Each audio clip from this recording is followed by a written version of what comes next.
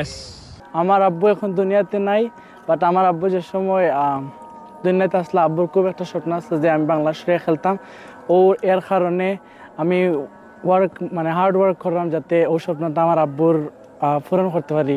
আমাদের ভাই, আমাদের গ্রাম, আমার coach, everyone is helping me to make this dream come true.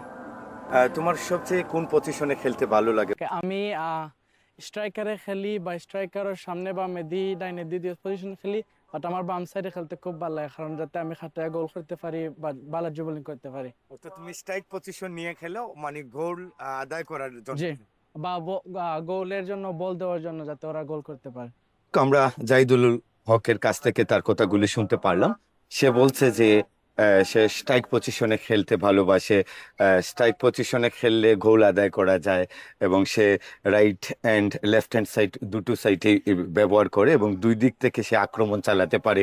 ডিফেন্সকে সে ফাঁকি দিয়ে নেট বক্সের ভিতরে যাওয়ার চেষ্টা করে, বিশেষ করে ডি বক্স থেকে সে কাউন্টার এটাকে দিকে খেলতে খুব ভালোবাসে এবং গোল আদায় করতে চায়। তো আমরাও চাই জাহিদুল হক যেন গোল আদায় করে এবং লাল সবুজের হয়ে, বাংলাদেশের হয়ে গোল আদায় করে। আমাদের হামজা চৌধুরী সিলেটের, আপনি দেখেছেন নিশ্চয়ই, এবারের বাংলাদেশের প্রতিনিধিত্ব করছে, ভালো খেলছে। যুক্তরাজ্য থেকে, লন্ডন থেকে বাংলাদেশের খেলার ধরন সবকিছু চেঞ্জ হয়ে গেছে। আমরা কি আশা করতে পারি আমাদের জাহিদুল হকের মাধ্যমে আরেকটা ধাপ বাংলাদেশ এগিয়ে যাবে, যেহেতু তোমার বয়স এখনো হামজা চৌধুরীর থেকে তুমি কম বয়সের আছো? ইনশাল্লাহ যখন আমার বয়স হামজার মতো হবে, ইনশাল্লাহ আমি যাতে ট্রাই করবো বাংলাদেশের ন্যাশনাল টিমে খেলতে, আর অনেক ফুটবল টিমকে অনেক ভালো করার জন্য।